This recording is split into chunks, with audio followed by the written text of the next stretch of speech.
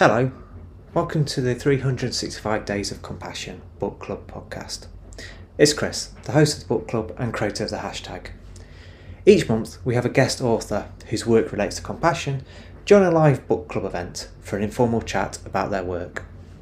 This month it was Dr James Kirby, whose excellent book, Choose Compassion, presents the latest research on compassion in relation to both individuals and at societal level, ranging from the role of self-compassion to how compassion may help us tackle challenges such as the impacts of climate change.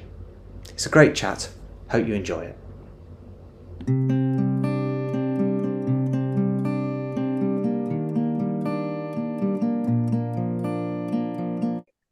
Hello everyone and welcome to the August 365 Days of Compassion Book Club event. It's lovely to see so many folks here. Thank you for joining us.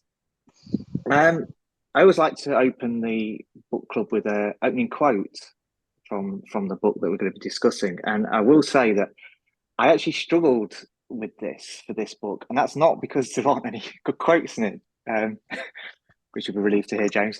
It was because there's so many, actually. So I'm going to open up with this one, which is compassion is more than a warm hug.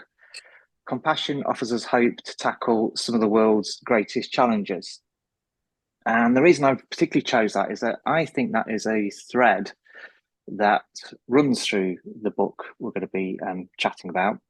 And I think that will come across hopefully in the chat that we're going to go through now. So I'm delighted to have here with us Dr. James Kirby, author of your first book on your own, Choose Compassion. For those who don't know who James is a clinical psychologist, senior lecturer in psychology at the University of Queensland, as well as associate professor at C-Care at Stanford Uni, where you had a spell a few years ago. Co-director of the Compassionate Mind Research Group and author of numerous research papers, chapters in books, and actually you did co-edit the Making Impact on Mental Health, the application of psychological research, alongside Professor Paul Gilbert. And actually this is your second appearance on the book club, because you did come very kindly and chat about that book previously when we were on the Twitter format. So hopefully this will be a slightly easier format on the old keyboard than that experience was. James also runs various training workshops on CFT, compassionate mind training, presented at numerous conferences. I know you've just come back from one. Many media appearances, articles, and on podcasts. And I have to highlight is the co-host of two podcasts which I really like. One which you did when you were at Stanford, which is The Alphabet of the Heart with Dr. James Doty, which also had a bit of an obsession with donuts, if I remember correctly. And and the Compassion Initiative with Dr. Stan Steindl. And this is quite a great invite to have, great privilege to have James on here. In that when I first discovered CFT, James was one of the first people I labelled as a compassionate Yoda when I connected with him on social media. So James, really great to have you here, and welcome to the book club.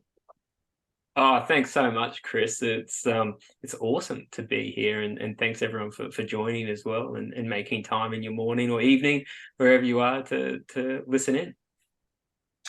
So I've got some questions. What I will say is as always, this is an informal event, so I will give an opportunity for attendees to also ask some questions if they want to as well, or to make some comments as well.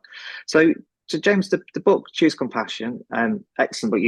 I've recently written a review of it. Really enjoyed the book, and I really enjoyed the fact there's a lot of research in it, etc. And it, even though I've got some experience around reading about compassion, some things really came out to me, which I probably will come out in some of the questions. But what was the inspiration and the motivation for the book? Yeah, I mean, I got asked by the publishers maybe like 2 weeks before COVID hit, actually, in early 2020. And they got approached, and someone had heard me on the radio at the publication company saying, talking about compassion and how tone of voice is really important, and how we talk to each other and ourselves. And that got them to contact me and asked me if I'd ever considered writing a book about it. And I was like, I'm still too young. I'm still far too young to be writing a book. Of which Stan quickly told me, and so did Cassie, my wife, you've got enough grey hair. You can start doing it now. What are you waiting for?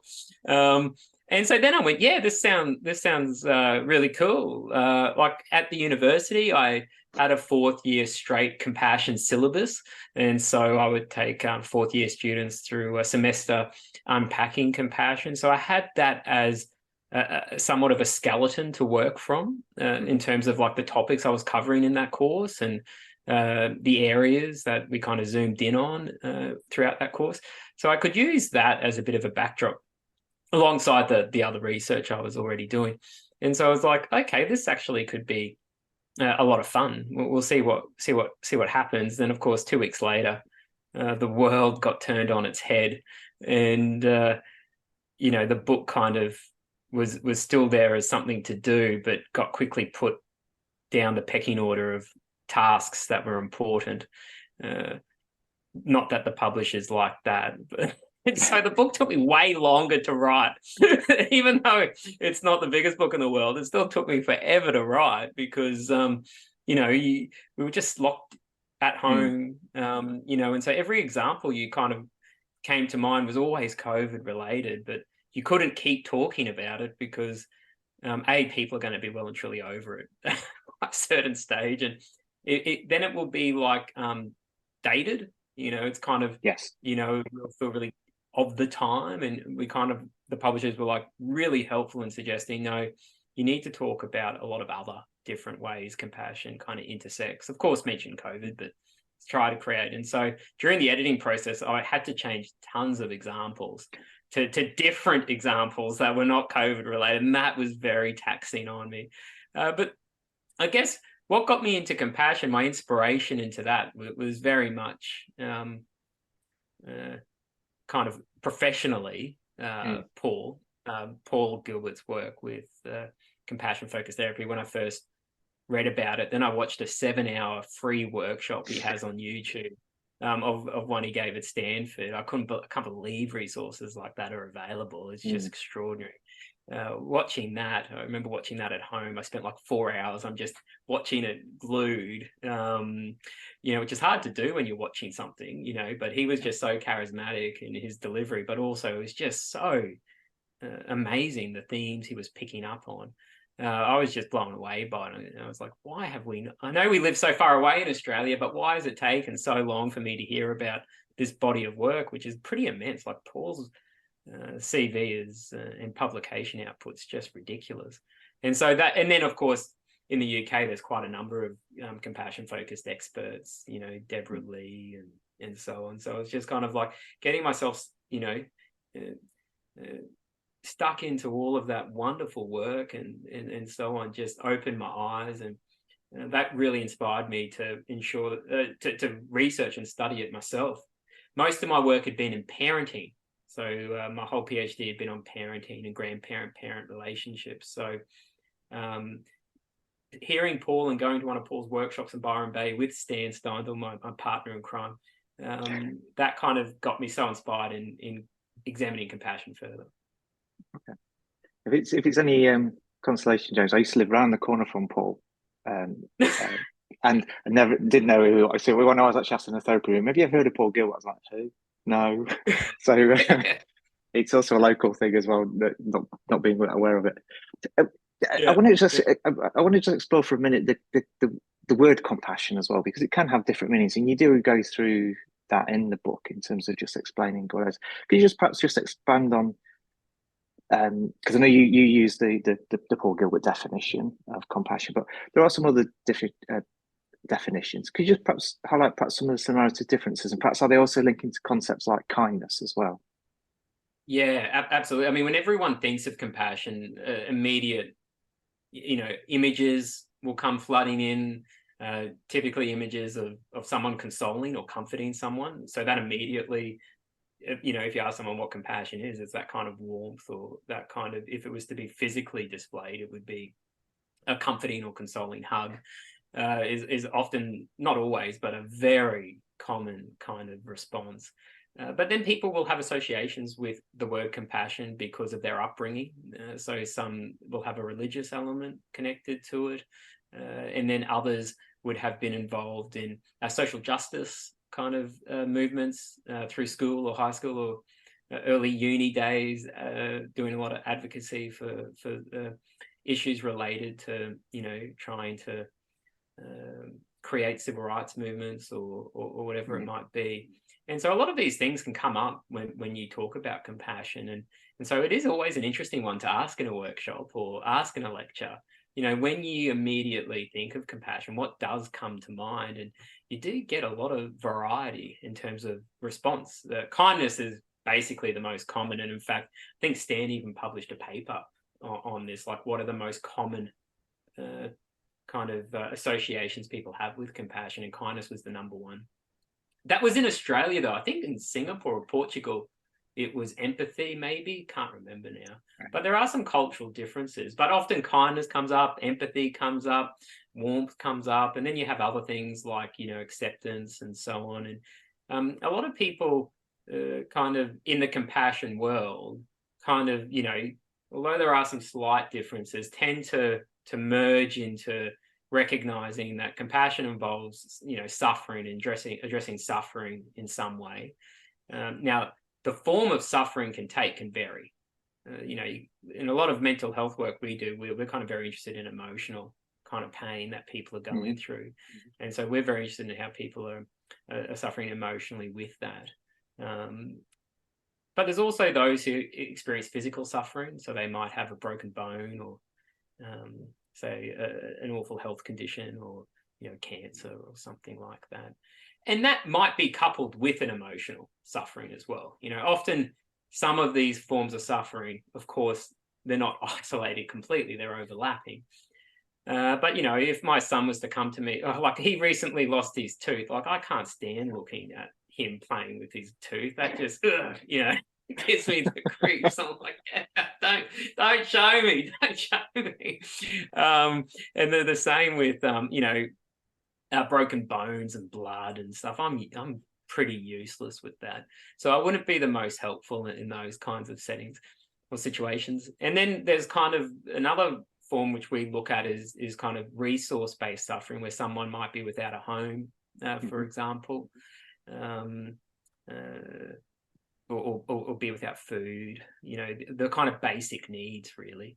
And so it's kind of like, depending on that type of suffering you come into contact, the kind of response to that is going to differ. So compassion is interested in addressing that suffering, but then trying to do something to kind of alleviate that suffering, which is, of course, Paul's definition, but also one that the Dalai Lama would be using, and almost all of the definitions out there.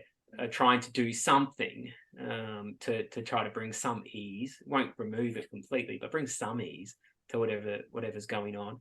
And that's, it kind of can overlap with kindness. So both are pro-social. So both are kind of pro-social constructs that we look at in compassion, but not just compassion, philosophically and, in religion and so on. These are important concepts and terms and teachings. I guess where we make the difference slightly is kindness tends to be much more geared towards bringing happiness into someone's life. You can sometimes think of kindness as being favors or gestures we might do to show someone that they matter to us, or a sign of appreciation.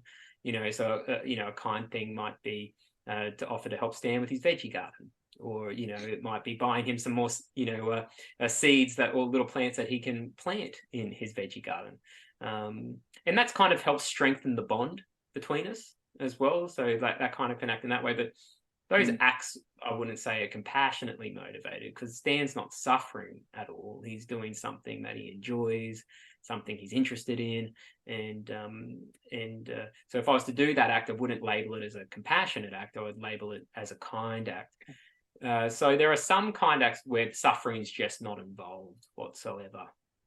Conversely, if you're trying to address suffering and alleviate that, you could do some kind gestures. So like, Stan might be struggling with something and I might cook him a meal to be of help. Now that's a kind gesture, but it also might reduce some of emotional pain as well. It might not get to the cause of the pain. So compassion is just in suffering and the causes of that suffering and trying to address that. The kind act might be a kind of a gateway into that, because it could open up a discussion between us and we could start getting into what's going on as well. But, sometimes, they do very much overlap, and sometimes it's in the eye of the beholder or the target as well. You come in with your compassionate act and the other person just thinks you're being nosy, intrusive, and an annoyance, and it's like, get the hell out of here. So, and so sometimes it's like, who's the judge, I suppose, of what is. I mean, if the person's intent, the giver, is to try to alleviate suffering, but the target, the receiver of it, didn't experience it in that way in that moment, is like a mismatch, I suppose. And we don't have to have a black or white. Yes, it was. No, it wasn't. Okay, it was just, it's a relational dance between two people. One person made this move. It didn't land well for that person at that time. But that was the interaction that occurred. But maybe a couple of years down the track, the person reflects on it and goes, actually, I do recognize what you were trying to do there, and you're trying to be helpful. I was just in a bad way at that point, and can kind of look back on it and see it in a different light. So there's this temporality with it as well that can kind of play in. It's kind of just interesting because one thing that you also highlight in the book are these kind of I was about to use the word attributes. I'm not sure that's the right word. You highlight a couple of points. So you've just touched upon one there, which was you wrote that compassion only exists because of suffering. Which, even again, I feel like I'm fairly well versed with compassion, but that actually struck me at the time when I first read it, and made me just think, oh yeah, I can see. And I think you've just kind of gone through that a little bit in terms of, because you're acting to help the suffering, so therefore it can't exist without the suffering. It's just that I think that's quite it's an interesting point to kind of think about that one. And then the other piece that you also highlight, and perhaps we could just expand upon a little bit more now, is that you highlight the role of courage and wisdom, and they're very critical to how you with compassion. Could you perhaps just expand upon those two elements? Yes, I mean, I wish to say all of these ideas are mine and not. I'm just taking other people's wisdom and putting it out there in this book. But courage and wisdom are central kind of concepts of Paul Gilbert's. And it's really trying to get to this sense that, because some people can have these kinds of immediate associations of compassion as being weak or being a bit soft or mushy and stuff like that. But, to come into contact with things that are painful, distressing, emotionally very moving and powerful, overwhelming, that requires courage to move towards that and not run away, deny, minimize, and so on. So, in terms of a therapy context, clients coming in to spend 50, 60 minutes to talk about the things that they might not like about themselves, they may be ashamed of. God, how much courage is in that? To come in and actively talk in the presence of another person, these are the things that aren't going well, that I'm not perhaps coping with as well as I should, and these are the things that are going on. That are all kind of laced with suffering. What can I do? I mean, that is hard. I do some work with masculinity and men, and they're so good at just hiding that, masking that. It's just like the stoicism. Nah, it's all right, mate. It's all good. But it's like, well, it's not really. And to do that and come along, and also all of the practical work just to get there. Like, you've had to cancel things, make a schedule, make an appointment. There's financial elements. So to come and do all of that requires a lot of courage and a lot of sacrifice. So that's critical. And that also gets you to this sense that, for some people, some of those emotions are very scary. Like, being with sadness for some is incredibly uncomfortable. Sometimes being angry because someone betrayed you is really uncomfortable, and you don't like that experience of anger, and you feel like there's something wrong with you, that why you could be so angry. But if they've betrayed you, cheated on you, had an affair, lied, anger is a reaction when there's been a threat. So it's like, no, there's nothing, it's not your fault. That's kind of part of the human experience. But talking about it, they can feel quite ashamed about the fact that they've got that experience. So that's a lot of courage. And then the second key part is then is the wisdom part. And what that's really connecting to is this idea that, it's not just any kind of help that will do. Sometimes some of our best efforts cause further problems down the line. Often a lot of my best efforts to deal with emotional pain involve chocolate or alcohol or something like that. And for the little everyday struggles, that's fine, right? But for the things that are more powerful, more intense, that they don't quite do the job, and kind of might help a little bit, numb it a bit, but really, I'm going to have to start to work with it in other ways. And sometimes you just don't know other ways to work with it because you just haven't been assisted or helped or shown how that's possible. So part of the wisdom is recognizing that sometimes going to someone, getting some further training or further support or further insights can be hugely powerful in actually being able to alleviate the suffering in a way that's really helpful. Yeah, and I think that's quite interesting when as you were talking there, at this point that somebody has gone into a clinical setting for that. They probably don't, actually, it is incredibly brave, courageous to do that, but that's not probably how they're feeling either. I think that's quite an interesting piece as well. And I think, societally as well, we don't see it as a necessarily brave thing to do either, which is getting interesting. I think I agree completely. I don't know if it's changing at all in the UK, but with COVID, I think a lot of people recognise the importance of mental health and getting help for mental health. And in fact, our government even made access to mental health easier, which they've now wound back a little bit, the pains and the backsides. But, during that period, people started to recognise how important mental health is, and actually getting help for mental health is fine. Like there's nothing quote unquote wrong about that. In fact, it's a really important thing to be able to do, get help when you need it. And so I think some of that started to change. Some of that stigma may have kind of, I don't know any data on that has clearly shown that. But the sense was given that here people were just talking about it so openly and sessions were being made available, I think it kind of led to a big change in that, and a lot more talk amongst my friends about mental health in a way which I hadn't experienced before. I don't know if that was something you noticed at all in the UK.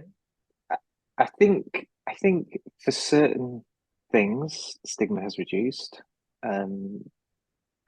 I still think that there's a lot of context around that. So we've had some recent cases in the press with people who have been struggling, and for some of them they've been supported, and some of them they've been kind of criticised. So I think we have there's a context to that as well.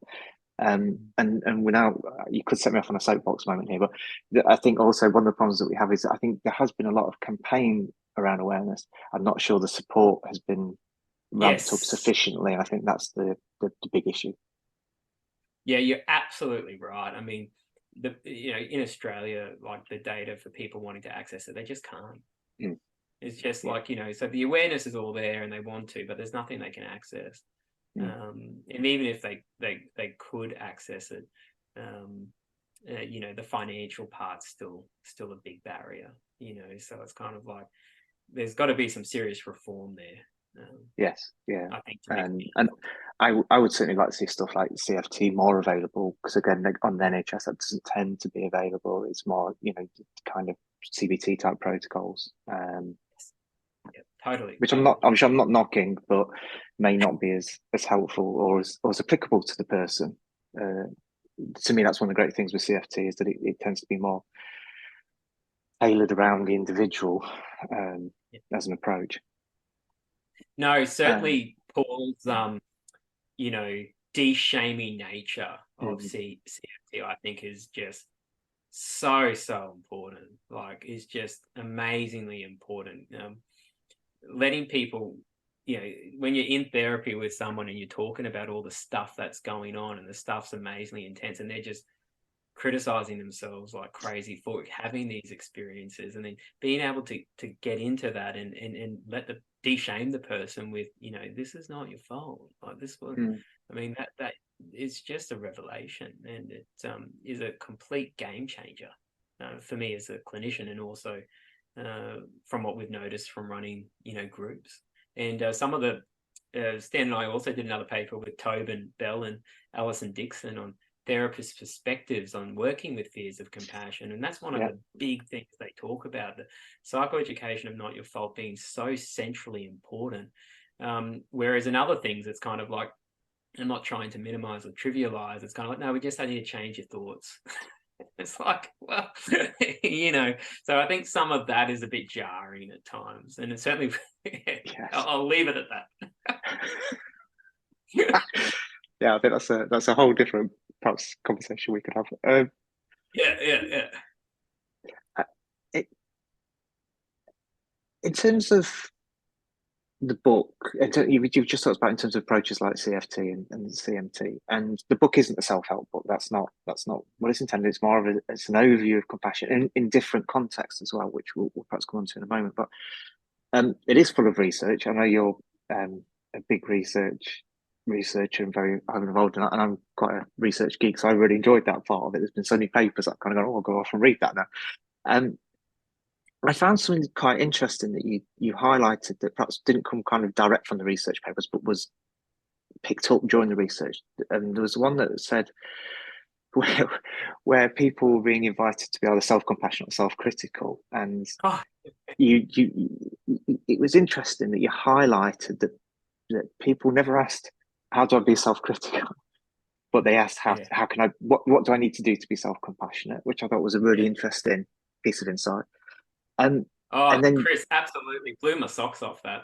mm, Just noticing like so these were participants we'd put in the scanner. My PhD student at the time, the now Dr. Jeffrey Kim, who's down at Australia National University, he was running the scans, and I was coming along to the testing sessions too, because I felt like we're doing hard science at the Queensland Brain Institute, hopping in these scanners. And yeah, time and time again, the participants, we would say, okay, you'll be presented with a series of statements. You'll need to, when this light's on, you'll need to be self-critical. When this light's on, you'll need to be self-compassionate. And they would always go, oh, how would I be self-compassionate? Or can you give me an example? Never, ever. Hey, can you tell me how to be self-critical? How does one do that? It's just striking. It was amazing. yeah, no, that was it. Really struck me when I read that. You do, I tell you, I had it, but it struck me. But then I thought it just made it kind of resonated as well. You kind of think, yeah, we actually, if I was being invited, I probably might. Well, perhaps not now that I've gone through various things, but at a time I might have gone, yeah. Well, how do I do that? Because the other thing That's that you right. struck, because you also then highlighted that there's that kind of paradox with that as well. That kind of from a Western point of view, we're quite individualistic, kind of focus at it.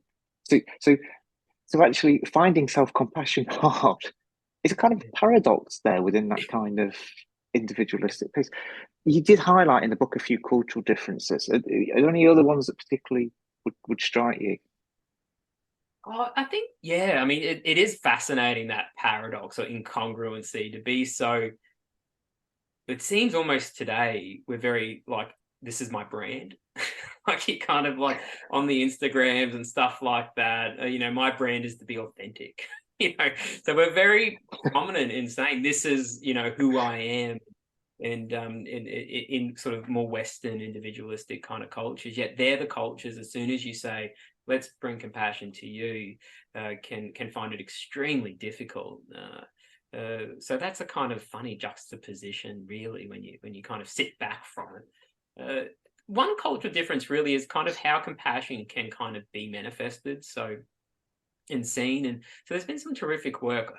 the surname is Chu, but I've forgotten her first name, who did some work contrasting what are tight cultures versus loose cultures. So a tight culture would be a culture which is more conformist, much more likely to adhere to kind of social norms. In cultures that might have a high tight culture score would be cultures like, say, Japan, for example. And there are huge benefits from having cultures that have big populations in condensed, dense areas. It makes life much easier if you've got a tight culture like that. But some of the tight culture kind of aspects that would be shown is, you would respect people's kind of agency, so as a way of an example, if an older person was to be walking across the zebra crossing, like the street in Australia, I might go over and help them. Whereas in Japan, that would be seen as a bit of an intrusion on their kind of agency. And then equally, you wouldn't necessarily go and help someone on the streets who was without housing. That would be something done by government. That would be, no, we've got systems in place, social securities in place to look after those individuals on hard times. Whereas in loose cultures, it's much more kind of like free flowing, and so like a kind of an example of a loose culture, someone high on a loose culture rating would be like the Netherlands, where there's just a high level of acceptance. They embrace the diversity. That's really important. You're much more likely to go up and approach people if they're struggling, and we would help them in certain ways. But perhaps the level of government assistance at some of those levels is not quite the same. And so depending on tight or loose cultures, that can influence where you think the help should be coming from sort of a level of government or from the individual themselves. So, that's kind of like sometimes a neat way of kind of looking at how different cultures can view compassionate behavior differently. It's not that people in the Netherlands are more compassionate than people in Japan, not at all. That's just, we're all compassionate, but it's just the way it kind of gets expressed will be context dependent, and culture is really powerful there. That's really interesting. Sorry, I've got loads more questions actually for James, but I mean, it raises that important point, right, Chris? Like, of Western cultures coming into other people's cultures and going, "This is how you solve your problem." It's like, well, actually, it's completely culturally different. Maybe we need to take a step back, and instead of rushing in and saying this is how you should change or fix, we should be sitting back a little bit more and working with if they would like. Yeah, but that can be different. That can be difficult to do, which comes back to that courage and wisdom piece, doesn't it? Oh, that's spot on. Yeah, spot on. Which does take on to. So I'm going to ask one more question. I'm going to open it up to the attendees, because I think it taps into what the quote that I used, and I think just a little bit what you just said there as well. Within the book, you consider a lot of the big challenges that face us as well. So although you kind of do talk about the individuals, you also cover a wealth of other things, and you highlight the fact that we've got some big challenges facing us. We've just gone through the pandemic, climate change. You even have a chapter around AI, which obviously is also kind of accelerated since I guess the book was published as well.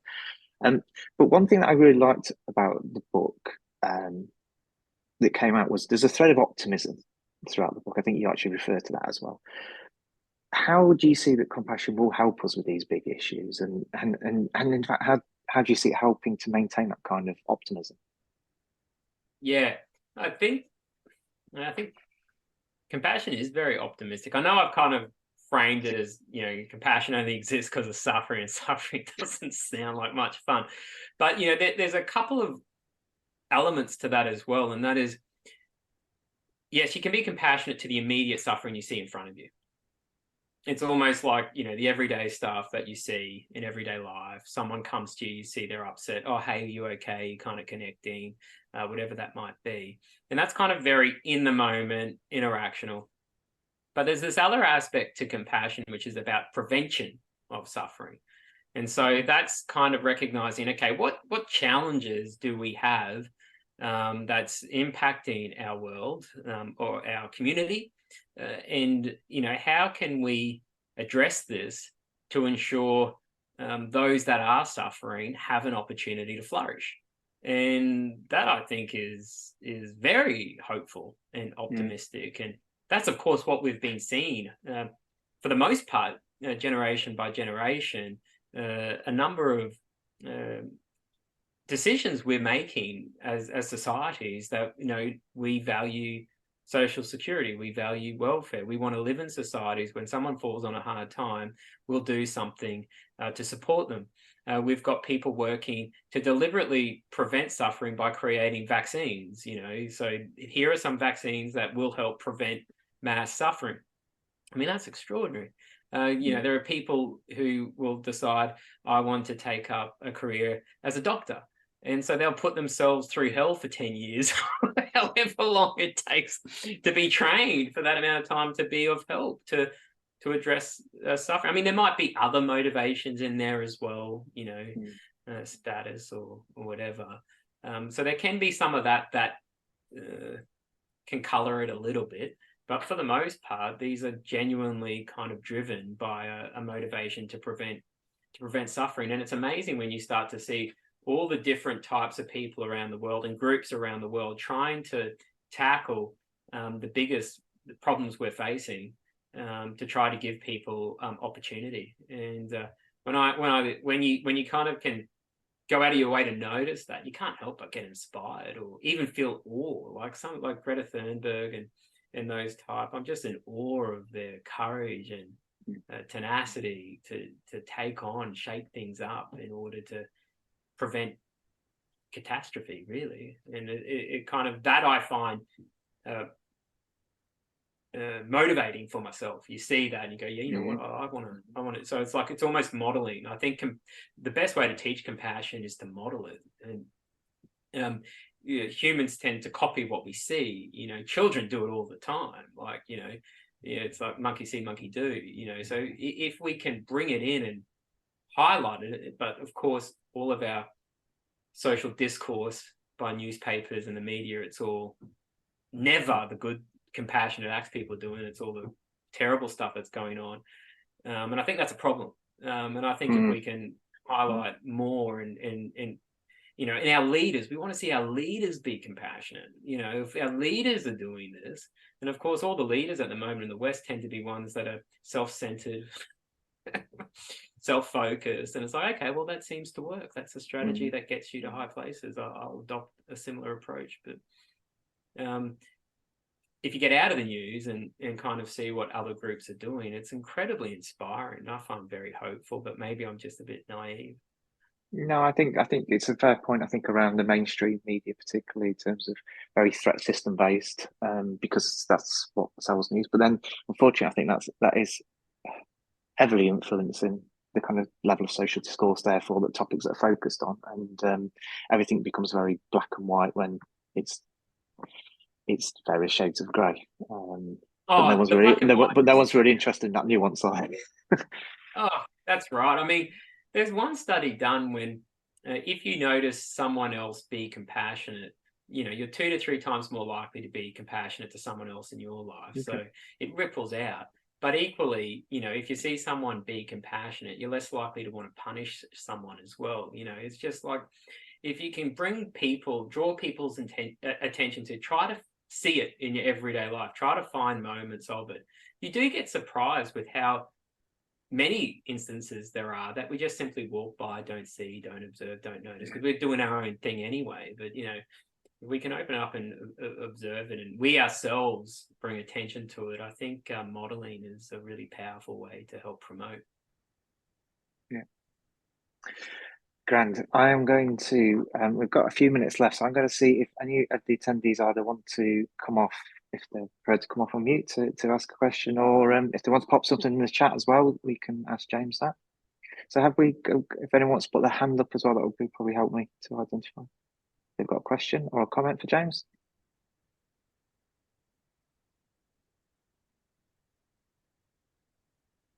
As people work up their courage, Chris, that's one of the great things that you've done with the 365 hashtag, bringing it in. And why I just loved it so much was, it just helped emphasize and amplify all the amazing stuff that is going on. And, you know, that stuff has a way of kind of, I think, building momentum.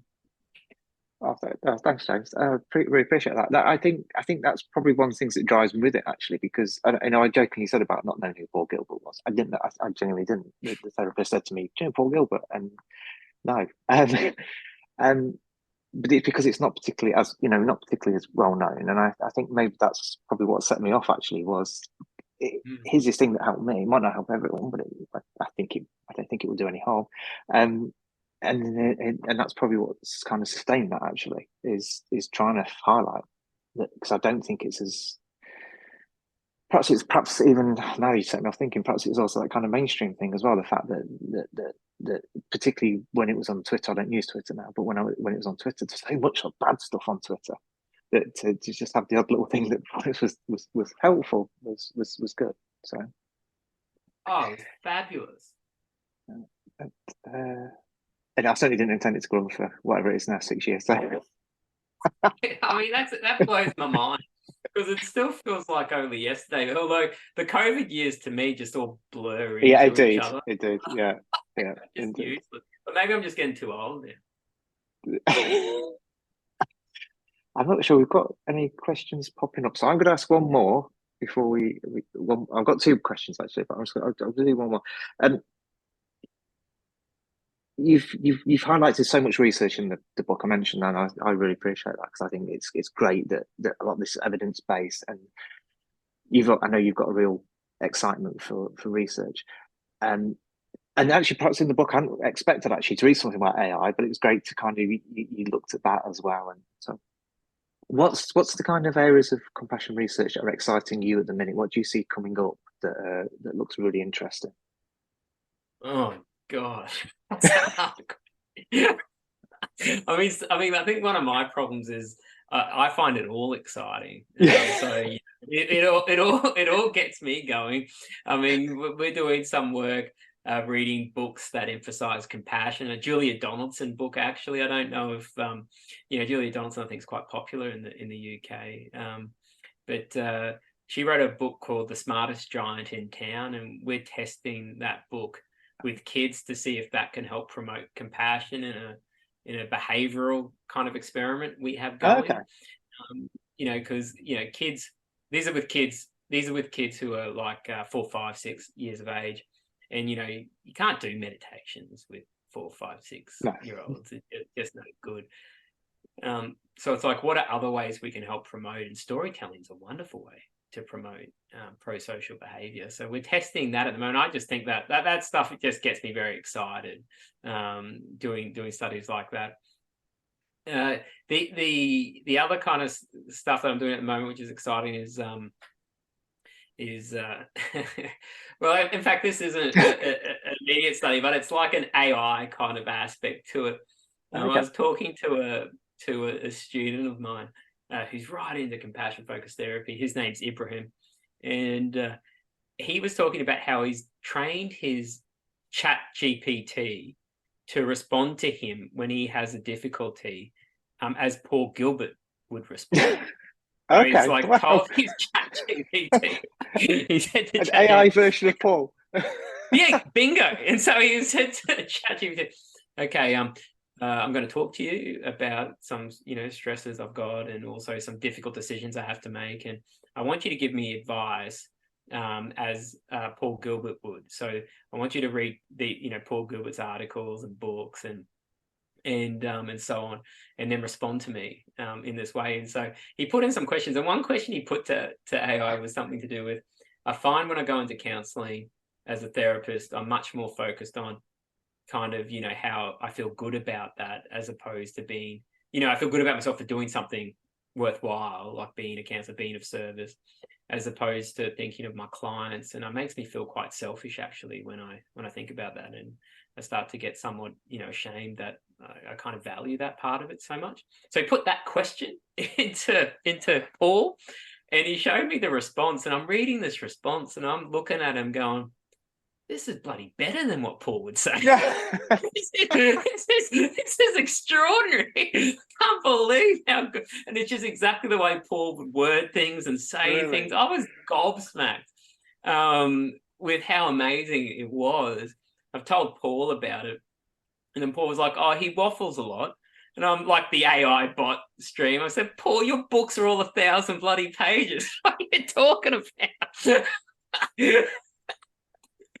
But yeah, there was. I mean, the Paul AI Chat GPT did give a pretty long response, but it was quite remarkable, and it was kind of thinking, I don't know where things are going to go with AI really, but for some people who don't have access to a therapist, who are massive waiting lists, to interact with, and if they know if it's transparent, and they know what they're talking to is an AI bot, and all of that's on the level, I do think it does offer an opportunity for us to kind of lean in on, and some might find very helpful. A lot of us benefit from self-help books, so I see it as being very similar in that way. So maybe there's something there. I mean, I don't use it, although I did throw in some of my compassion, like an article of my compassion stuff that I've got in a course. And I said, generate for me 10 multi-choice questions to give my students. And they were great multi-choice questions. This might save me a bit of time. But yeah, no, I don't know how it's going to be used, but I do think there are genuine ways it can definitely be of help. But it's not something I'm investigating personally. Yeah, I thought it was just a really interesting bit that you brought into towards the end of the book as well. And I'm conscious of the time. I'm just going to check. I'm going to throw in one last cheeky last question in there. But I was going to check. Is there any other questions from the audience, our attendees, audience? I haven't got a question, but you've just blown my mind with that AI version of Paul Gilbert. I know. But also just that potential, because you kind of think as a therapist, oh, my job can never be replaced. It's too kind of personal, but actually it can, can't it? There is a possibility. That's amazing. Exactly. It kind of, I do talk about one study where a person is getting an intake done in a hospital setting, either by a computer administered by a human or a computer administered by programming and coding, and people were more honest and more emotional on the intake and when it was the computer being programmed by coding than it was a human. So a lot of people, as soon as it's a human mind, human minds, as Paul always says, they're judging and stuff like that. And if there have been terrible times in the past when there's been really bad kind of judgment or actions, you do keep a bit of an arm's length. You're not silly. We play it a bit more safe, and maybe for some people, at least as a stepping stone, AI can be really, really helpful. I certainly know in compassionate focused therapy, for example, we get, or invite, I should say, clients to imagine an ideal compassionate other. This ideal compassion, what would they look like? What would they sound like? What would they have experienced, and so on? And essentially you can do that.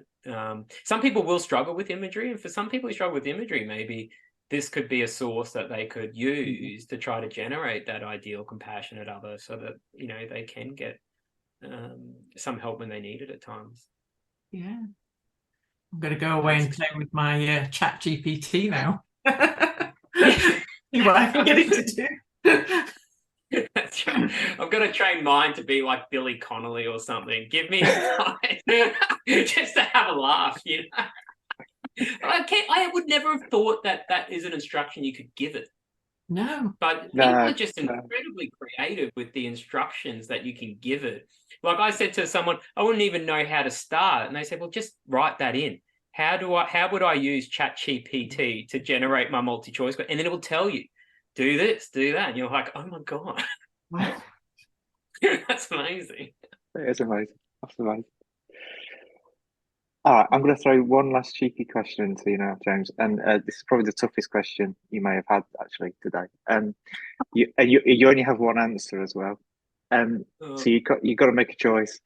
Is it coffee flavored ice cream or mint flavored ice cream? Oh, mint.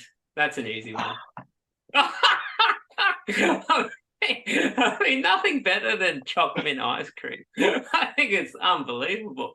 Although drink flavored coffee by an absolute. I see. That's why I thought that's why I thought I might just throw you a conjure by throwing the coffee flavored one in, but you're gonna stick with a mint. I don't mind a rum raisin or a macadamia, but if always when I find I'm at a gelato shop or an ice cream shop, I'm always getting the chocolate, the choc mint. You don't like it, do you? Some people just it's wrong on so many levels. We could probably go on for an hour about that one. It's been absolutely delight, James. It's been absolutely delight to have you with the book club. I just want. I'm going to end on another quote. Can I just throw one more quote in as well? Because I thought this also was a brilliant way to sum up everything you kind of wrote about.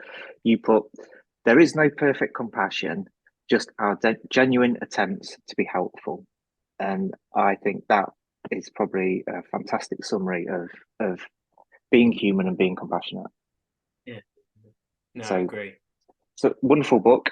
When is it out is it going to be out in paperback in the UK? Because I know it's available on ebook.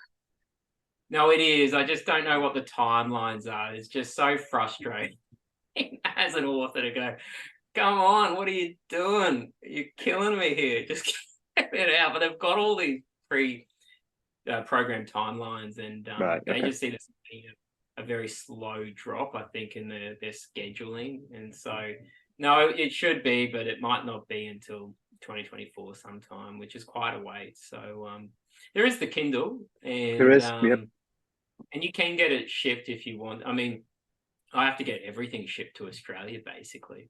So it's not uncommon for Australians. Oh yeah, of course, we'll just have to do shipping. But I know it's not very common at all, I don't think, shipping in the UK. So no. I still think it's quite a way before getting into the paperback over there.